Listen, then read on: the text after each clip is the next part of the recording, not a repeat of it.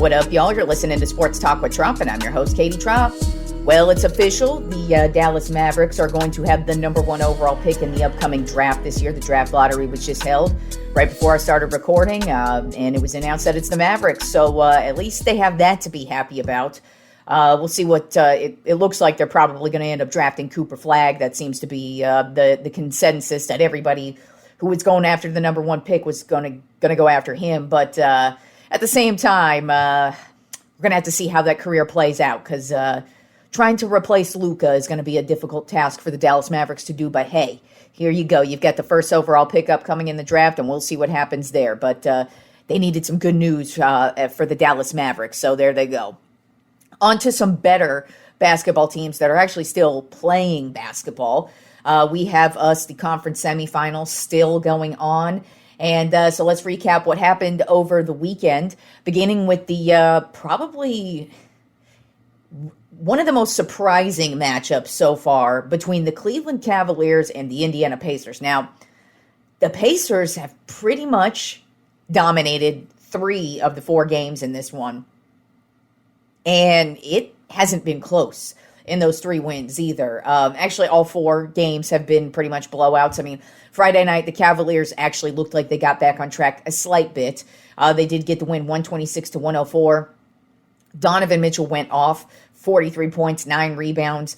Jarrett Allen had a double-double with 19 points and 12 rebounds. But you could tell that Darius Garland's injury is still bothering him. He did come back, but he was not his typical self. And then on Sunday, the Pacers played the same ball that they've been playing this entire series, and that is kill the Cavaliers and just play excellent team basketball. Pacers dominated the Cavaliers yesterday, 129-109. Pascal Siakam had 21 points. Turner had 20 points. Obi Toppin had 20 points. It was just an all-around excellent team game. And that's what I mean from the Pacers. When you've got multiple dudes scoring not only double digits, but 20-plus points, that is excellent team basketball, and that's just what they're doing to the Cavaliers. Now, these injuries are piling up on the Cavaliers because now that they got Garland back, and even in both of those games, he did not look like himself. Now Donovan Mitchell is hurt. He injured his ankle, and he missed the majority of the past game. And he has a game-time decision for Game 5, which is on Tuesday nights. And the Pacers could end up doing a gentleman's sweep out on the Cleveland Cavaliers on Tuesday, because they are up 3-1 right now. And it has just been crazy to see the Cavaliers on the brink, because, they've been dominating all season long. But like I said, before the playoffs began, I kind of had my questions about both the Thunder and the Cavaliers heading into the playoffs. I didn't really believe in either of them as champions. They were going to have to prove it to me. And so far, of course, Oklahoma City, they are proving it to me, but the Cavaliers are not. And it looks like the Cavaliers could end up losing. And if there's no Donovan Mitchell playing in Game 5, I'm pretty sure they're going to be headed on out in the next game. But we'll see what happens in Game 5 on Tuesday night. Then in the probably, one of the best matchups. There are 2 really solid matchups here. But this one actually has been probably the better of the 2, because the majority of the games have been pretty close. And this one's between the Denver Nuggets and the Oklahoma City Thunder on Friday night. The Denver Nuggets took it to overtime, got the win 113-104, and I mean, they really took it into overtime. This was just a crazy game. Oklahoma City pretty much felt like they had the upper hand for the most part, and then Denver just really started to put it together in the second half of the game. And Jokic, he had 20 points, 16 rebounds, and 6 assists. Now, those are dominating numbers, but Jokic has actually been not playing his best basketball, if you will, and even he has said that. He isn't really playing that well, but still, he's getting those numbers, and it really comes down to somebody else needs to step it up. And in this game on Friday, the guys who stepped it up were both Jamal Murray and Aaron Gordon. They both had 20-plus points, and that's what's got to happen for the Denver Nuggets if they want to have a shot in this series, because on Sunday, Oklahoma City got the win 92-87. SGA had 25 points, and for the most part, Oklahoma City was in the driver's seat for the majority of this game. Denver tried to make a little comeback there towards the end, but Oklahoma City just kept knocking down the shots when they needed to, and they started to slowly pull away, and you could just tell towards the end of the game this was Oklahoma City's night. And so now the series is tied, heading into Game 5 on Tuesday night. So like I said, this one has definitely been the best series I think so far, just as far as, for the most part, these games have been back and forth, and they've come down to the wire, and hell, we've even gotten overtime in a couple of these games. So we're getting some great basketball from both of these teams right now, and we'll see what happens on Game 5. Then between the Boston Celtics and the New York Knicks, the Celtics finally got on track in this one. They were able to not only go up 20-plus points on the Knicks in this one, but also not choke away that lead. They did not lose that lead at all. As a matter of fact, this game started out exactly as all the other games have started out. It's just the Knicks they went cold in this one. Boston got the win 115-93. Jason Tatum had 22 points. Jaylen Brown had 19 points. Pritchard had 23 points. Was an excellent team game from the Boston Celtics, and they just really handled the Knicks in this one. Game 4 is Monday night, and the Knicks are up 2-1 on this series, but they got to learn how to get going in these games, because being down 20 is going to catch up to you as it did in this last game. So you're going to need to actually really step it up if you're going to take this series. I mean, talk about chokes. How shitty would it be if the Knicks go up? They're up 2-1. They started out 2-0, and they had these great comebacks, and it's like they're up 2-0 on the Celtics, and they end up losing. We'll see what happens with the Knicks in this in Game 4. But they definitely got to come right out the gate and actually start scoring and not be down by 20 points at some point in the game. They actually got to make it a close matchup. And then the last series we have in the conference semifinals, on Saturday, we had the matchup between the Timberwolves and the Golden State Warriors. And this one was all Minnesota all night. They got the win 102-97. Score was pretty close, but like I said, Minnesota pretty much controlled the majority of this game. Anthony Edwards had 36 points, but the dude in this one was Julius Randle. As I said, this guy has been a monster all season on the court, but in these playoffs, he has been a monster, and in this game, he had a triple-double, 24 points, 12 assists, 10 rebounds. He has been huge on the defensive side of the ball. He has been huge on offensive rebounds in the paint. He's been just such a force for this Timberwolves team. If he keeps playing the way he's playing, they should win this series easily.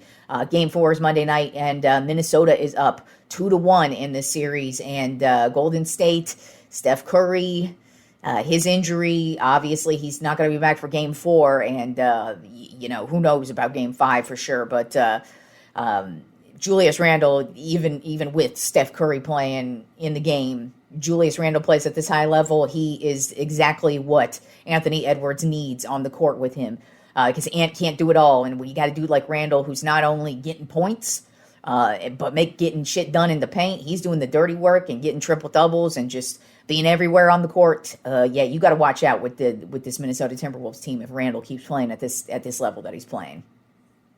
All right, so moving on to the Tropp 10 MLB Power Rankings for this week.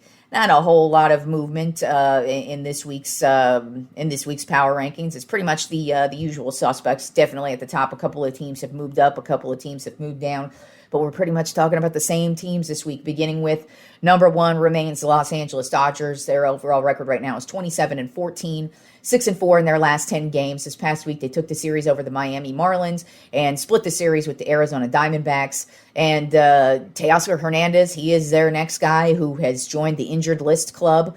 But they have so much depth, it still does not matter. It still does not affect the Dodgers because they're playing fantastic baseball right now. Shohei Ohtani's batting a .308 with 12 home runs on the season and 21 RBI. Freddie Freeman has had a great couple of weeks himself. Right now, he's got 9 home runs and 33 RBI on the season. As a matter of fact, he was a huge part of winning a couple of games over the weekend as well.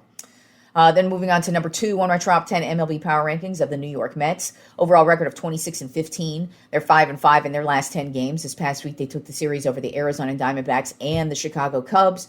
And they are doing all this without Juan Soto playing Juan Soto baseball. He is still inconsistent as hell.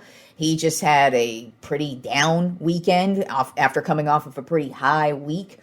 So he still has not found his footing, but Pete Alonso still continues to be hot. He's batting a .320 with 9 home runs and 34 RBI. But the Mets are really getting it done with the pitching.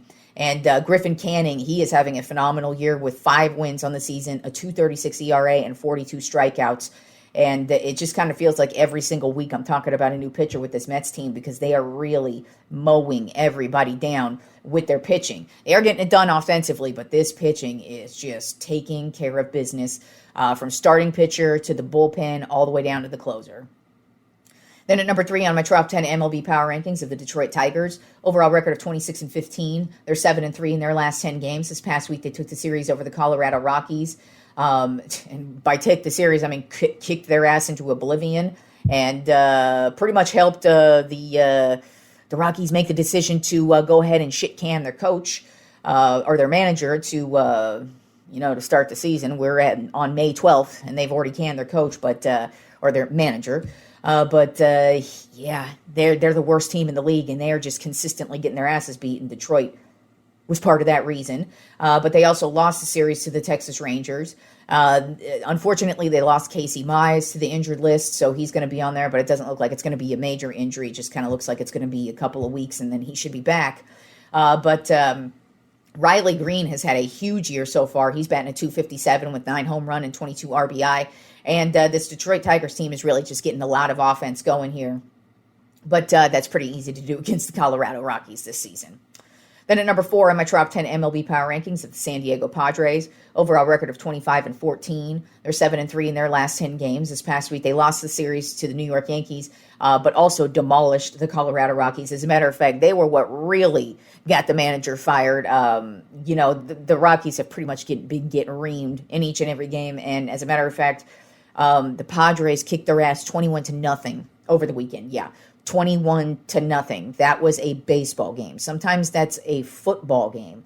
But 21-0, San Diego Padres over the Colorado Rockies. That is how horribly bad the Rockies are this year. But the Padres are the exact opposite. Manny Machado has been lit on fire. I mean, he's usually a very reliable dude, but it seems to, over these past couple of seasons, it kind of feels like he's had to take the first couple of months to just get going, and then he lights it up the second half of the season. Well, so far, he's starting off the season right. He's batting a .324, 3 home runs, 20 RBI. The thing about him is he's just getting on base and really making some big moves for this Padres team on the offensive side of the ball. They also got Jackson Merrill back. So he's made some big plays since he came back from the injured list. They also had a rookie starting pitcher this week who they just brought up, and he took a no-hitter, I believe, into the 7th or 8th inning in his first game. So their pitching is also getting it done, even the dudes who they're just calling up as rookies. So the Padres overall playing excellent baseball. Then at number 5 on my top 10 MLB Power Rankings of the New York Yankees, overall record of 23-17. They're 5-5 in their last 10 games. This past week, they took the series over the San Diego Padres and the Sacramento A's, and they are lighting it up offensively themselves. As a matter of fact, right now they lead the league with RBIs, runs with 235 runs, and they are just they are unstoppable when it comes to the offensive side of the ball. It's just their bullpen is exceptionally shaky, especially the closer position. But one guy who is not shaky is Aaron Judge, who literally leads the league in just about every single hitting category you possibly can lead the league in. Right now, he is batting a .409. That is right, a .409. We are a month and a half into baseball, and he is batting a .409. Once again, leads the league with 14 home runs and 39 RBI on the season.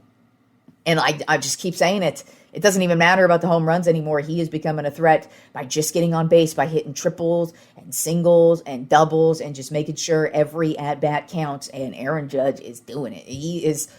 It's very early to be having this discussion, but he is well on his way to yet another MVP season. Then at number 6 on my top 10 MLB Power Rankings, a team that is slowly moving up. That is the Philadelphia Phillies. Overall record of 24-16. They're 7-3 in their last 10 games. This past week, they took the series over the Tampa Bay Rays and the Cleveland Guardians. And Kyle Schwarber is also having a monster year. He is actually tied for the league lead in home runs with Aaron Judge with 14 home runs. He's got 32 RBI. He's only 1 RBI behind or not one RBI, just 6 RBI behind Aaron Judge in that category. And then he's also batting a .269, which is really solid for Schwarber because, as I've mentioned, Schwarber is always known for the home runs and the RBI, but his batting average sometimes is very suspect, usually in the low 200s. But this year it kind of feels like he's doing the same thing that Aaron Judge is getting on base when you need to and not just focusing on the home runs, even though pretty much every time Schwarber comes up to bat, you're pretty much expecting the dude to smash it out of the park. And, overall, the Philadelphia Phillies are starting to really get rolling. Starting pitching is starting to look very solid. Their closer looks good. The rest of their bullpen looks really, really good. Trey Turner's starting to play really solid baseball. Bryce Harper's starting to play really solid baseball, and it just kind of feels like the Philadelphia Phillies are now starting to put it together and develop as a team. I expected them to be. Then at number 7 on my Trop 10 MLB Power Rankings of the San Francisco Giants. Overall record of 24-17. They're 5-5 in their last 10 games. This past week, they took the series over the Chicago Cubs and lost the series to the Minnesota Twins. As a matter of fact, got swept in that series. Biggest issue with the Giants is definitely the closer role. Overall, bullpen is not terrible, but the closer has just been a huge issue basically from day one. We're either winning these close games in the end or losing these close games in the end. It's pretty much a heart stopper of a season as a Giants fan this year because there have been so many walk-offs in both directions. It's been crazy. But part of that is because the Giants bullpen is pretty terrible, especially at giving up runs. And they keep changing back and forth who the closer is, and they have not worked that position out very well, and I feel like it's going to be the downfall of them at some point in the season, and they definitely slipped a few spots this week on the Trop 10, and that's part of the reason why. But the starting pitching is not a problem. As a matter of fact, it kind of feels like when they take the starting pitcher out, that's the problem. But one guy who is having no issues and who's just come out of nowhere having a fantastic year is Robbie Ray. It feels like every time he's in pitching, the Giants end up getting the win. He's got 5 wins on the season, a 2.84 ERA, and 46 strikeouts. Behind Logan Webb, there's a bunch of solid starting pitchers, but this bullpen is very, very sketch. Then at number 8 on my Trop 10 MLB Power Rankings of the Cleveland Guardians, overall record of 23-17. They're 6-4 in their last 10 games. This past week, they took the series over the Washington Nationals, but lost the series to the Philadelphia Phillies. Stephen Kwan, very reliable as always, batting a .331, so he is getting on base like he normally does. 17 RBI on the season, so he's been the most consistent bright light on the Cleveland Guardians. Other than that, I can't believe that I'm even talking about them because they don't really have a lot of standouts. They don't even really lead in any categories. Their starting pitching is pretty terrible. It's obviously not Colorado Rockies terrible, but you look at them and you go, wow, what is going on here? But yeah, here they are. They're still in the thick of things, and I put them. They've been in the Trop 10 a good chunk of the season. It's just typical Cleveland Guardians baseball. They just are always there hovering. They are always there winning, and we don't know why, but whoop, there it is. Then at number 9 on my Trop 10 MLB Power Rankings of the Seattle Mariners, overall record of 22-17. They're 5-5 in their last 10 games. This past week, they took the series over the Sacramento A's and lost the series to the Toronto Blue Jays. As a matter of fact, they got swept in that one. They just did not look good in that series. But, overall, the Seattle Mariners have been playing really solid baseball, and especially at the starting pitching position, actually from top to bottom. They've got probably the best closer in the league right now. And it looks like they're going to be getting George Kirby back here any day. So they're going to be getting even more stacked at the starting pitcher position. And now all of their core guys on the offensive side of the ball, they've been making some really solid defensive plays as well. They're really putting it together and starting to play some really solid team baseball. It's going to be interesting to see if they're able to keep it up as the season wears on. But they are playing some heavy hitter baseball up in Seattle right now. And then rounding out the Trop 10 MLB Power Rankings this week, I have the Chicago Cubs. Overall record of 23-18. They're 5-5 in their last 10 games. This past week, they lost the series to the San Francisco Giants and lost the series to the New York Mets.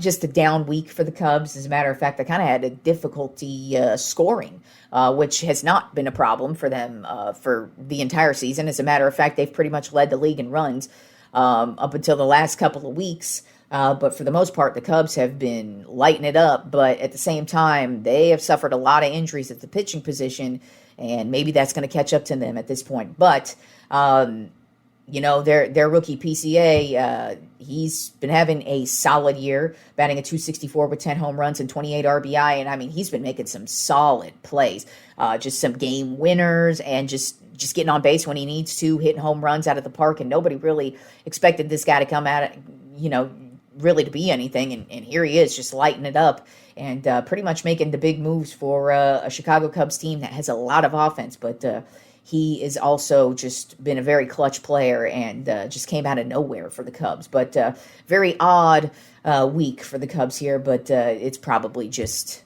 a week, and they're probably going to get right back at it. But who knows? Could be the starting pitching injuries are finally catching up, and we'll see what happens there with the Cubs and their injuries at the starting pitching position. All right, y'all, that is today's show and the Trop 10 MLB Power Rankings. So enjoy the rest of the week of sports, and I will talk to you fools on Friday.